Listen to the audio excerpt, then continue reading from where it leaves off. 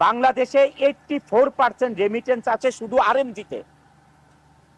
13% 14% আসে হচ্ছে আমাদের রেমিটেন্স যোদ্ধাদের থেকে।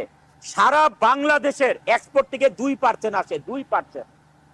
মিডিয়া ভাই ও বোনেরা, আমাদের শ্রমিক ভাই বোনেরা, এই দেশে আপনারা কি করে খাবেন?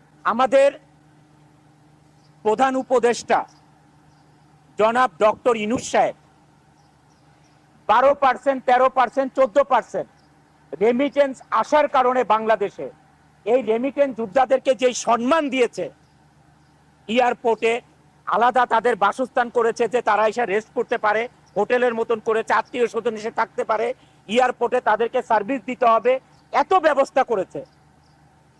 যারা 84% বাংলাদেশে রেমিটেন্স আনে তাদের জন্য কি করেছে? আমি এইটা